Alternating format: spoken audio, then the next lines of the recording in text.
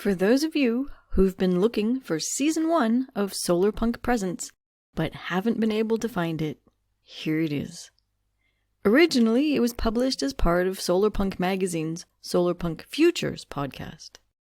We're reposting our episodes on our site to make them easier for you to listen to if you didn't catch them the first time. We hope you enjoy them.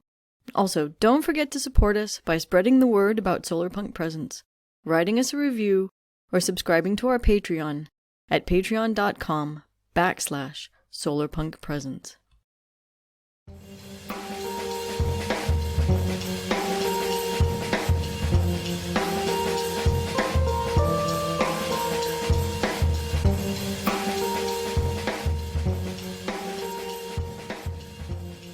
Hi, and welcome to the first episode of Solarpunk Presents, hosted by Solarpunk Magazine Nonfiction editors extraordinaire Ariel and Christina de la Rocha. Ariel and I will be using this companion podcast to Solarpunk Futures to explore solarpunk goings-on in the world today. We'll be interviewing all sorts of interesting people who are doing work in the here and now that will help us get to a solarpunk future. And we'll be talking to each other about the visions of a sustainable, equitable future integral to solarpunk, and about issues we're curious about within the movement or genre, or whatever it is you want to call solarpunk.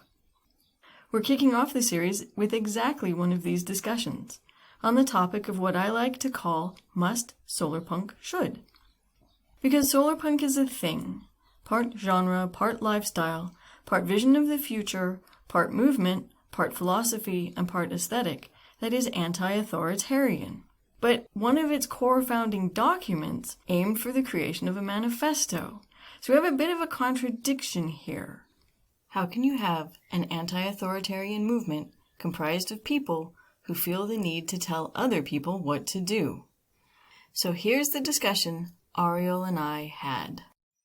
All right, let's get started. So this first episode is a conversation between you, Christina, and I, Ariel, and I'm really looking forward to having this conversation with you because this is a topic that we have kind of been discussing for a while now, and I have thoughts on this, and so do you. And so, let's just dive right into it. Just so you know, this is my voice, Ariel.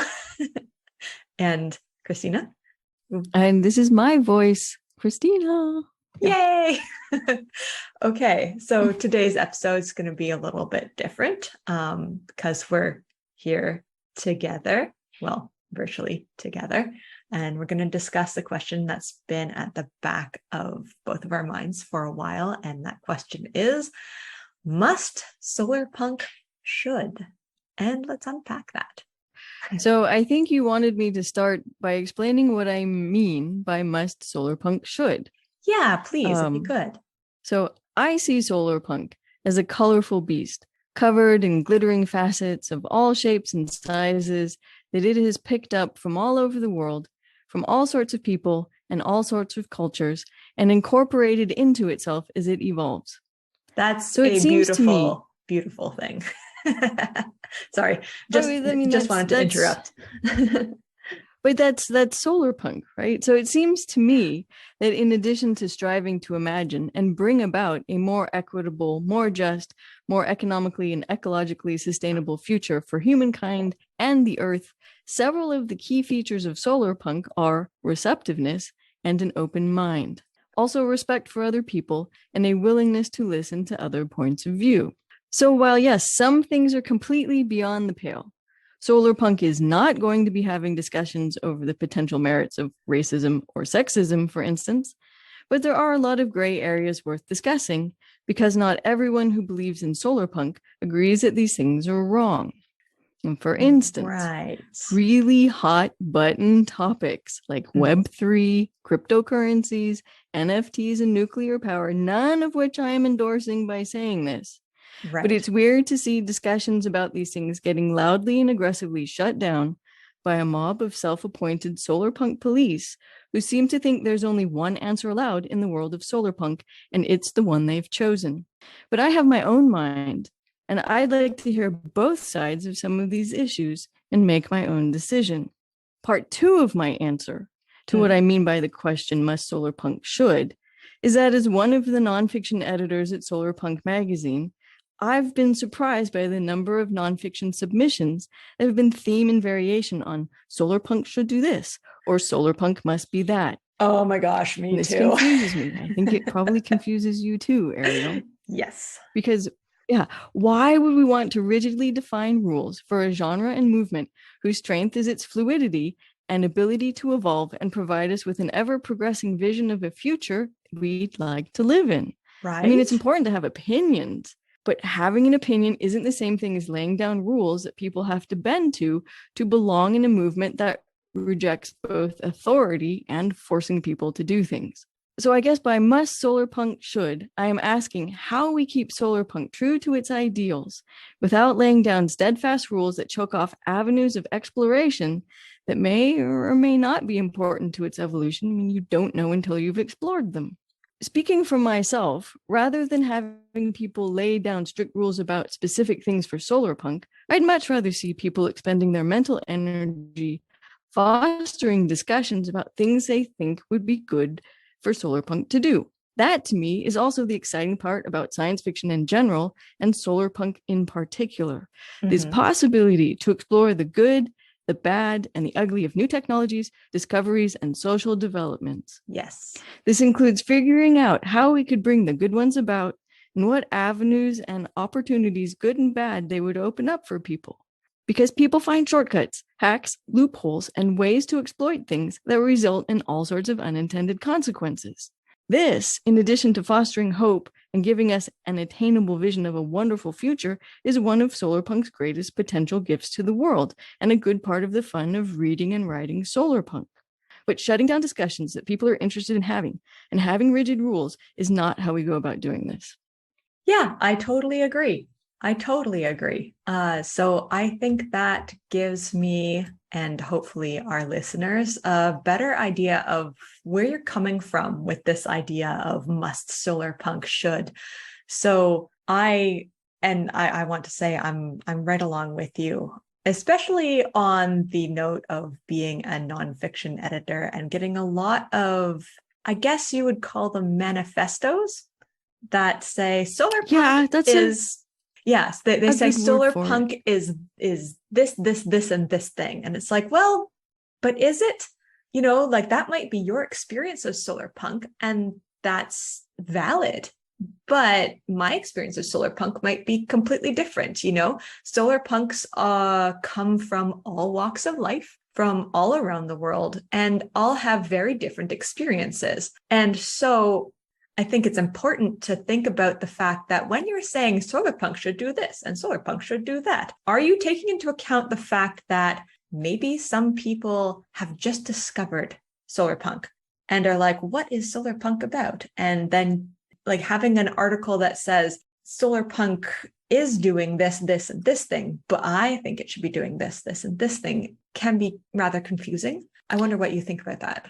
Well, and alienating. I mean, to me, Solarpunk is inclusive. And when you say you have to believe in this and you can't engage in any of these things, then you start to turn off a lot of people who could help you bring about a better future and who could give new ideas to you. So, I mean, I think being too rigid is a bad thing. And also to me, it seems not very Solarpunk to be saying you can't do that. It seems like, well, Solarpunk is about community and collectivity and working together. And I'm sorry, but communities and collectives are never going to be full of everybody that you love all the time. You're going to get really annoyed with other people because people are different and people have different ways of thinking that things should be done. And they have different learning strategies and they have different doing strategies. And some of those are going to be very complementary to the way that you work, and some of them are going to be very abrasive to perhaps the group in general. And it's worth it to do the work, to sit down with other people and talk through what their values are and where they're coming from and what they believe in order to be able to work together better. And how do I guess, bypass that, or not bypass it, but work through it with another person? I'm not sure. I'm speaking completely hypothetically at this point. Okay, but it's not by saying you can't do this if you want to belong to this community, or does it mean that? Right? I mean, communities do have rules. I guess it, and Solarpunk also has rules. I mean, I'm not saying it shouldn't have some rules, right? And it has to have some standards, but I'm just saying we shouldn't too rigidly define them, and people shouldn't shut other people down. I mean, like I said, there are things that are beyond the pale, but for the things that are not beyond the pale, then there has to be room for discussion, I think. Yeah, and I think there has to be room for learning and growing. And having grown up in a religious community, there were a lot of, you should do this, and you should do that, and you shouldn't do this.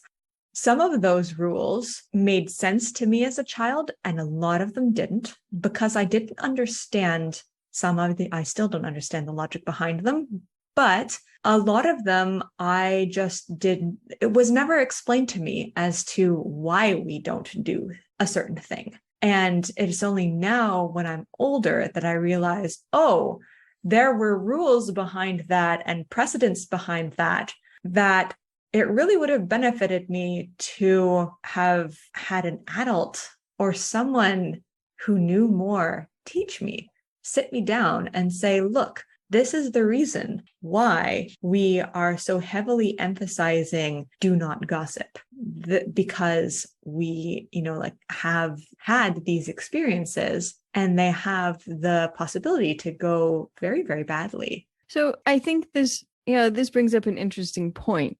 Do people think of solarpunk as being sort of like a religion?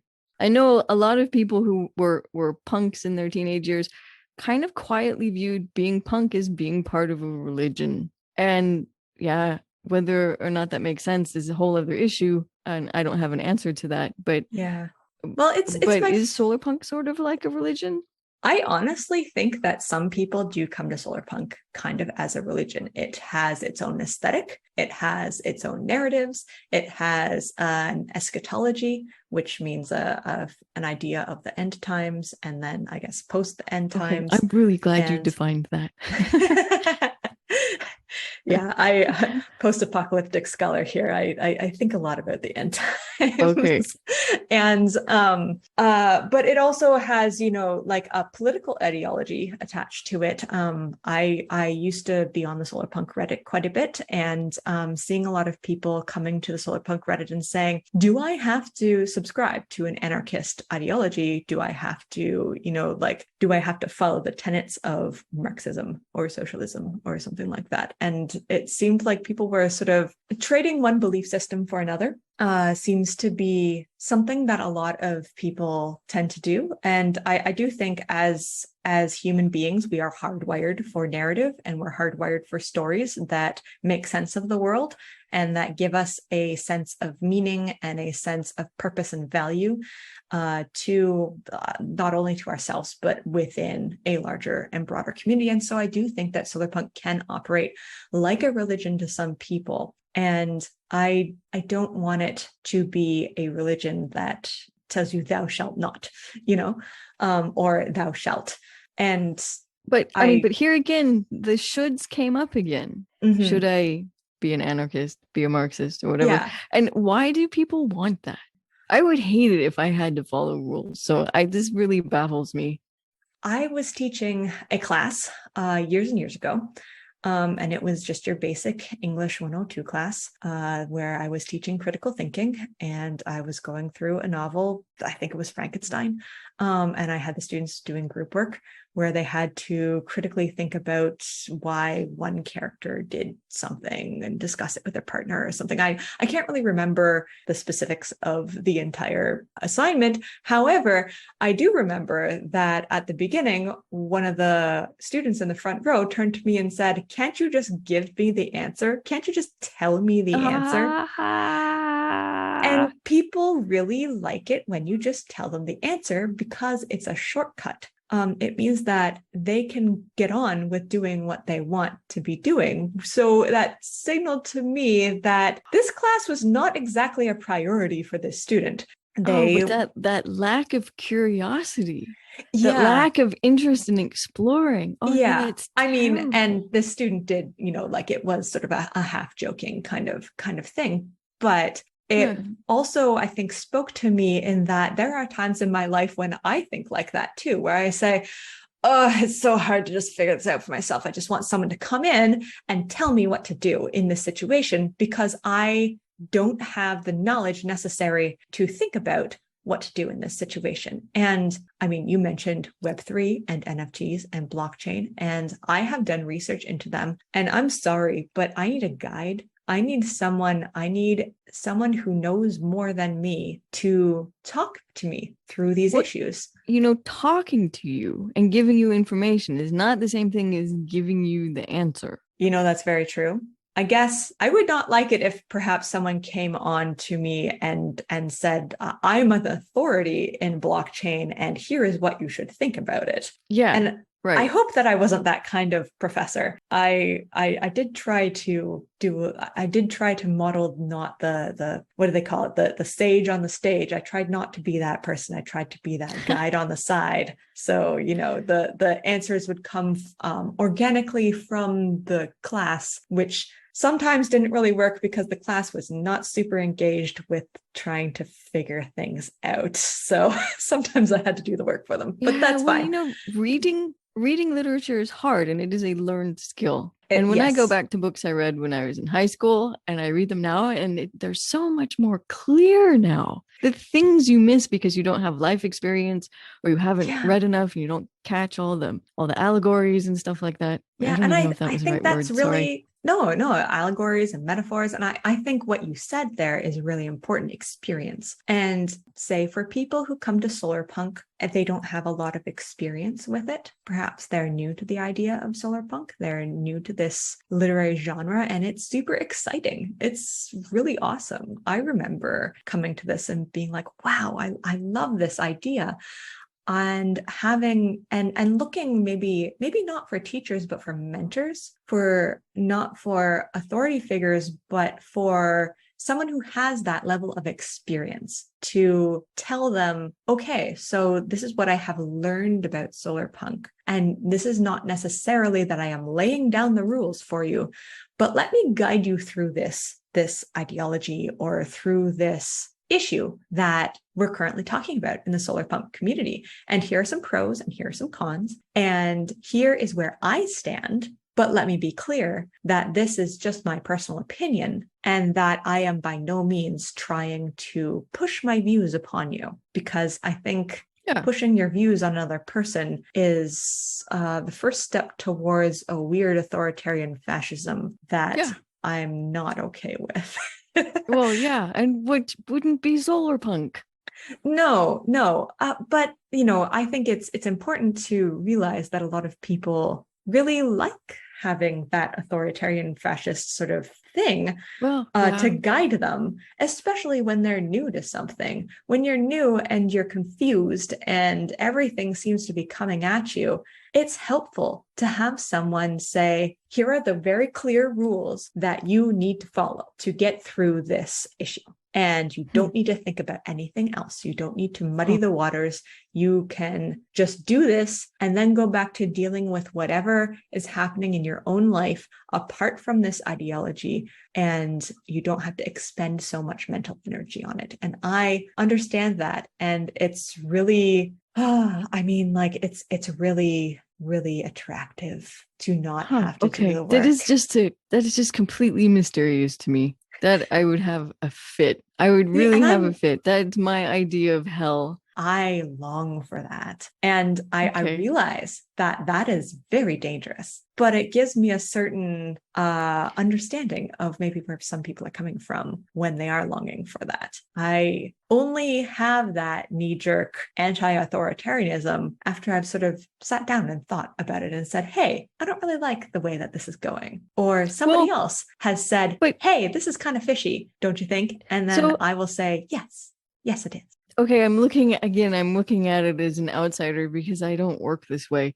But I can see that this is one of mankind's superpowers because this helps you organize into groups of people who get an amazing amount of stuff done and have an amazing amount of power, right? So it's on one level, it's a neutral thing. Having people who are willing to play by the rules doesn't. It's not quite what I'm trying to say here, but to just accept the rules and join with everyone else and do what someone tells them. Oh yeah, I'm You can very get a lot type done that A. way. You can get a lot done for good Yeah, and a whole lot done for bad. So exactly. even as an outsider, I see the potential power in it, but it is easily weaponized. Yes. Yes, it is easily weaponized, and it behooves one to really think about why you are doing this type of thing. I'm very type A, and so it comes naturally to me to make lists and to tell people what to do. And I Well, need to do the work to make myself take a back seat and say, no, it's okay. People need to figure this kind of thing out themselves and to be a guide for people and to be there to support them when they have questions, but also to allow people to lead themselves. I think we're talking about two different things here because it's one thing to say, okay, I'm in charge of this project and I'm delegating. That's true. That's a really small scale thing. But when you've got one person at the top or a small group of people at the top saying only this can be and that can't be done, that's a different thing, right? So, and That's then they're related, but they're at different scales. One is that's micro and one is very macro. I think the problem is that at that macro scale, they're using rules as their delegates almost. They're delegating to rules, instead of actual people. Oh, what do you mean? I mean, they're saying thou shalt not, or you should do such and such because they're relying on that rule to keep people in line, as opposed to Okay, but there's the delegating key to point, a right? person. Yeah. There's delegating to get things done, and there's Uh-huh. delegating to keep people in line. So, I mean, I think Oh. it's tricky, right? And for me, when a small group of solarpunk says you can't talk about that, that's almost verging into delegating to keep people in line, to keep the movement pure. And pure is a bad word. Pure is a very bad word unless you're talking about water. And even so, you don't want to drink pure water because it doesn't have any ions in it. It's very bad for you. Christina, I'm so glad that you point these things out because like I naturally think these ways and I need other people to tell me that this sort of thing it's not good. Like when I'm thinking on that macro scale, it would be so nice if everybody just followed all the rules that I wanted them to. Well, of But course, we all think that. Oh, I mean, we should all just get along and be nice to each other. And yeah, but in my universe, that's the kind of this would, utopia that people write yeah, about, but they write about the people who don't like it and it becomes a dystopia right, because it's a mandated right, utopia. A mandated utopia is always going to be a dystopia for some other people who are yeah, not fitting in with the so-called utopian rules. So yeah. yeah, yeah. So when we're talking about a solar punk utopia, I always like to talk about solar punk utopias because there's a multiplicity of people. So there should be a multiplicity of good places and good ideas that work for all these different people. Yeah, but diversity. I mean, Exactly. this is one of Solarpunk's, I think, founding features is that diversity is good and interesting and fun. It brings you all sorts of different kinds of music to listen to, all sorts of different kinds of art, all kinds of different ways to tell stories, lots of different fun things to eat, different ways to dress. And when you're not oppressing anyone and saying you have to follow along these rigid rules, then then you just have this explosion of creativity. Yeah. Yeah. And that's amazing. And And is a really great vision. And that's what I love about solarpunk art, solarpunk stories, and solarpunk music is that it sometimes I feel like they're kind of converging on a samenism, but that's that's a discussion we can true. have at another time. But it doesn't have to be that way. Yeah, no, It doesn't have to converge.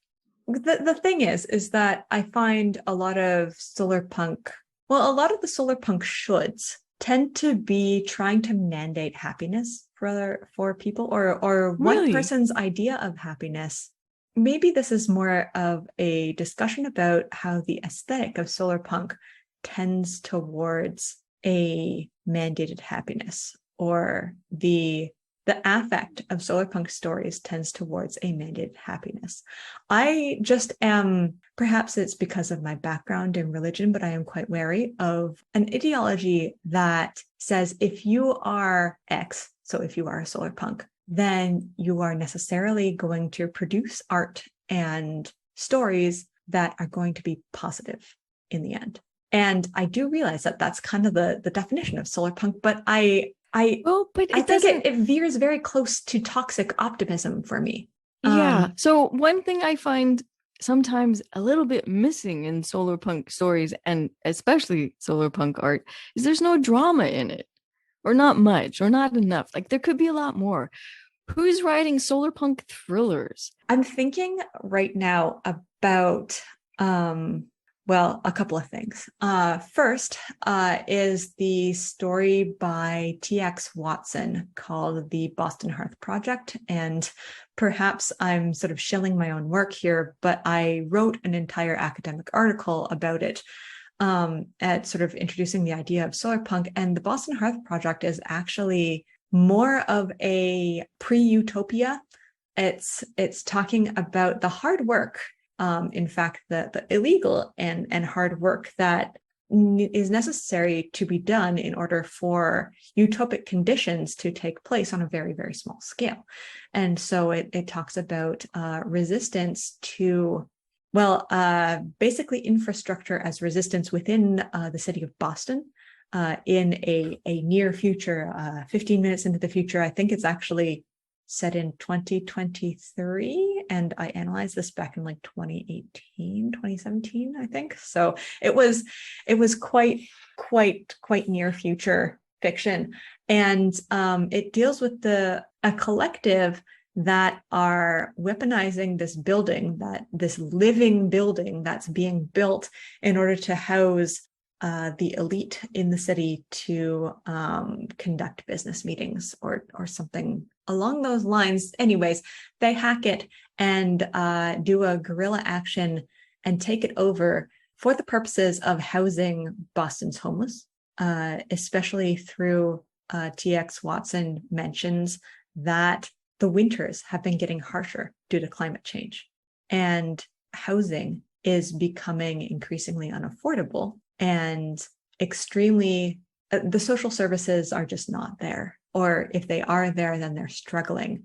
And so this is a solarpunk action that sort of reclaims the building, and of course it has a happy ending, but the entire story itself is one of struggle, and it's one of looking at injustice and saying, hey, we're going to do something about this injustice.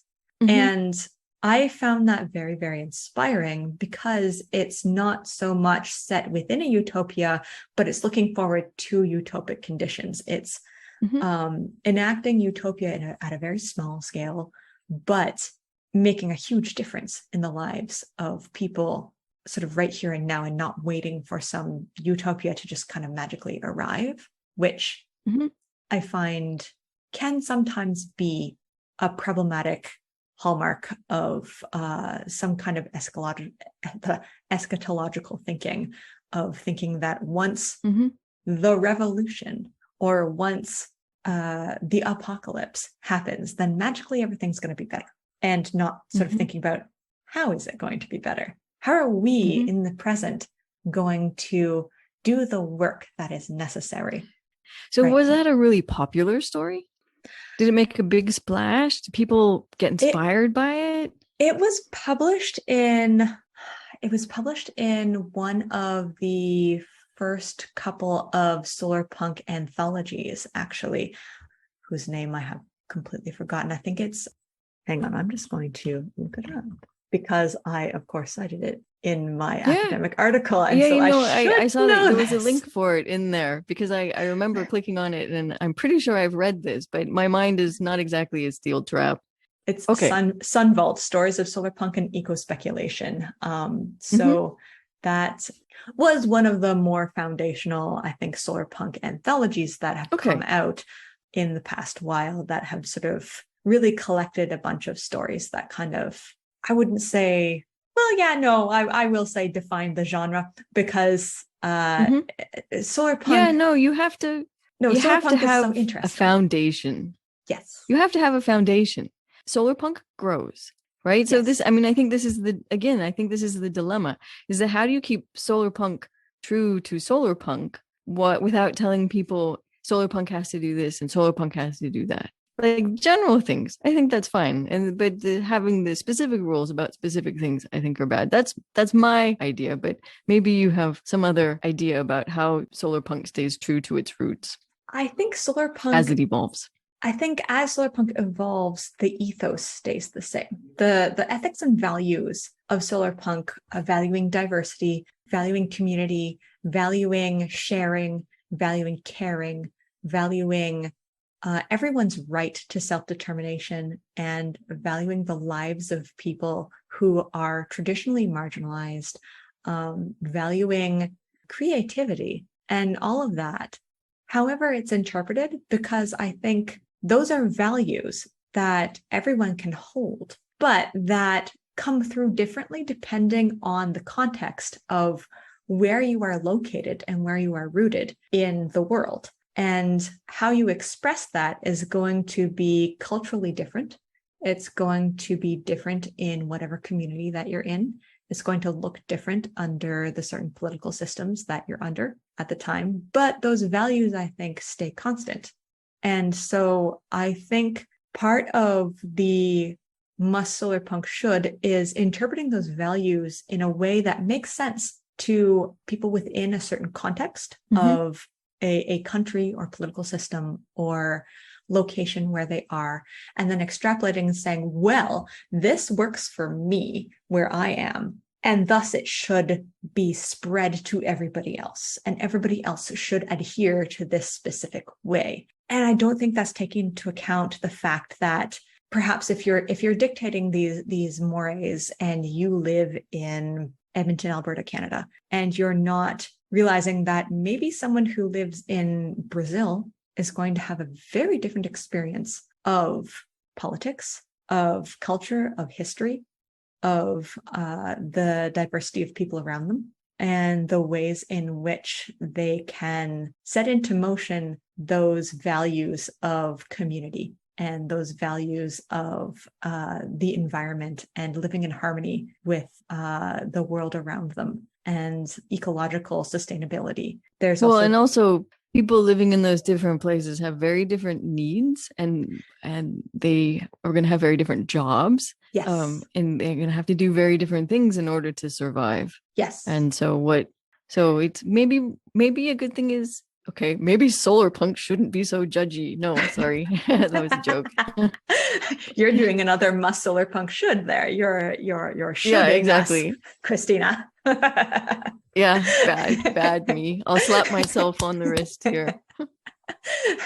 No, but seriously, I do think that a lot of what solarpunk has is guidelines of how to put into action the values that solarpunks hold. And I do think following those guidelines and learning about those guidelines within a specific context, location-specific context, historically significant context, culturally specific context is incredibly valuable. And I just think that it needs to be presented to other people as for your information, this is the way that we have done things, and this is the way that we know it works, and this is the way that putting into practice these values of community, of ecological sustainability, of diversity, of anti-racism, of queer positivity, that sort of thing, have worked within the situation.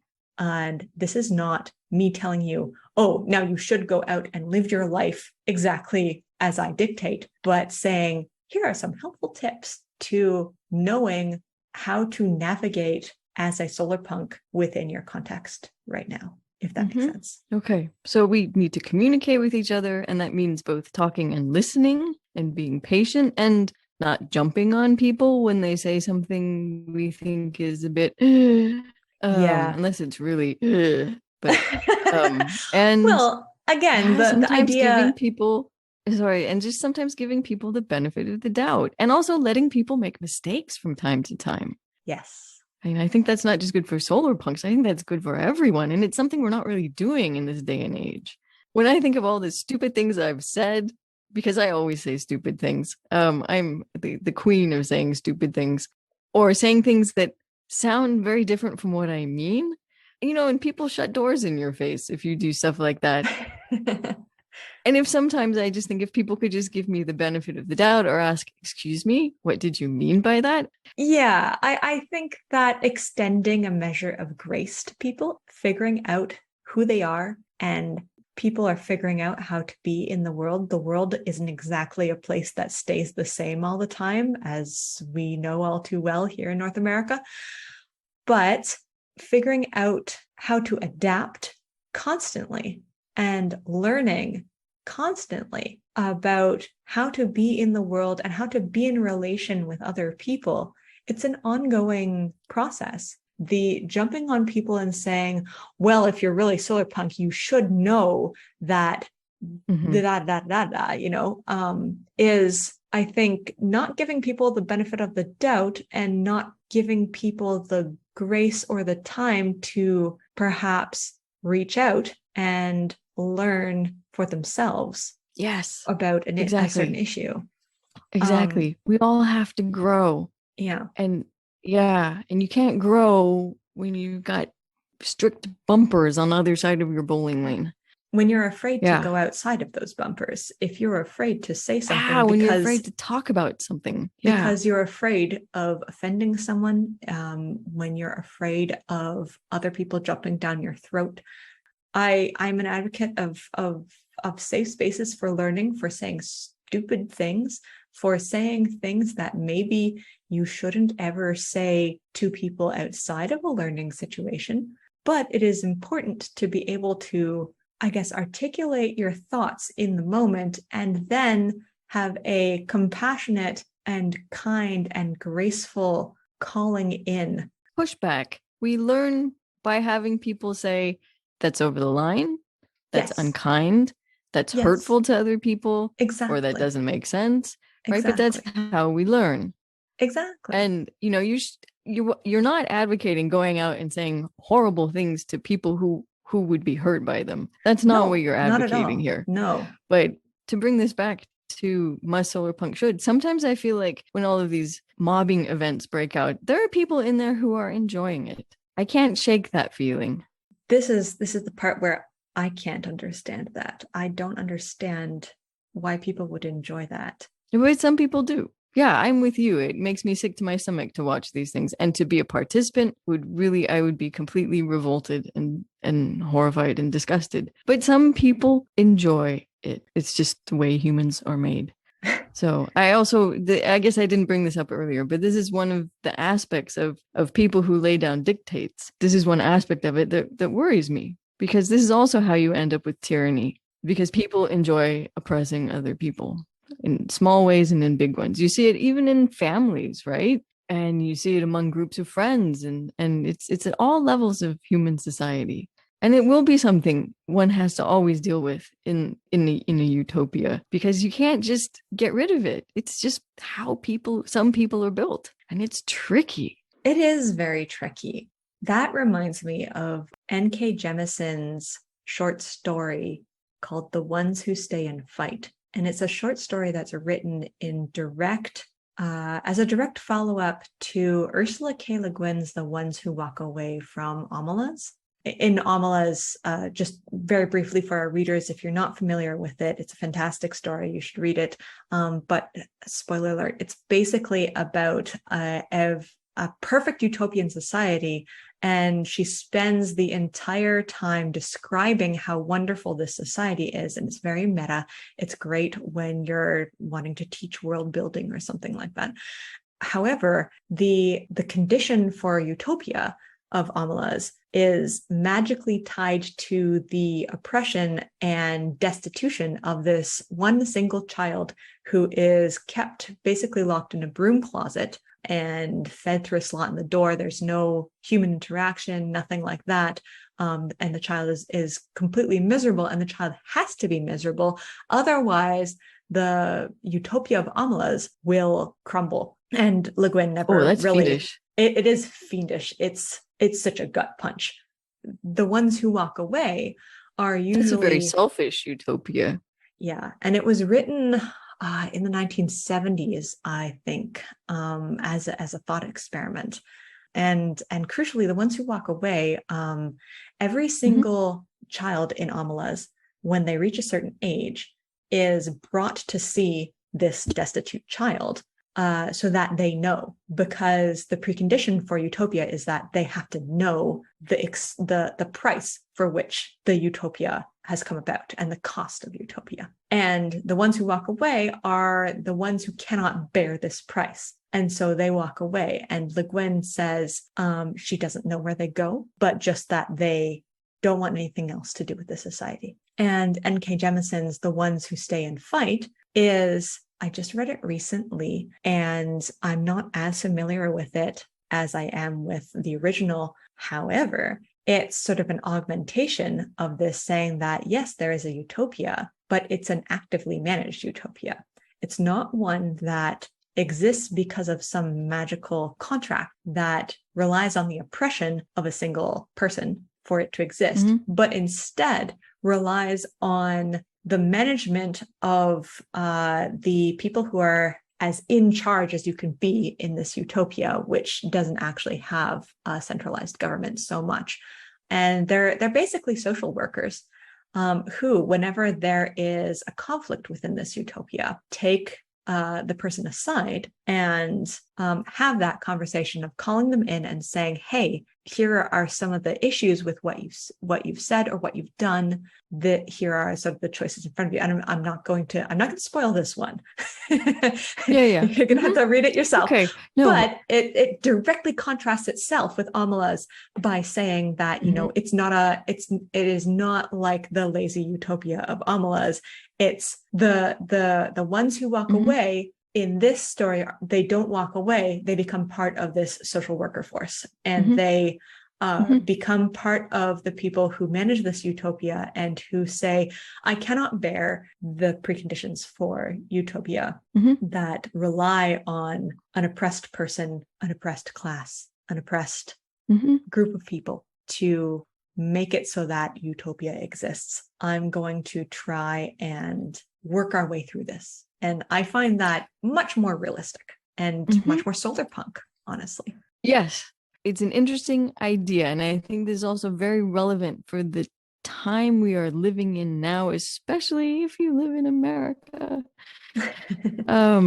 is that you have to actually actively work on your what's the right word? Your social system, your political system. You have to always, maybe fight isn't the right word, but maybe fight is the right word. And I think this is an interesting role for solarpunk, is it can also be used to build structures and maintain them for living in a better world that has solved so many of the horrible problems that the horrible systemic problems that we've run into.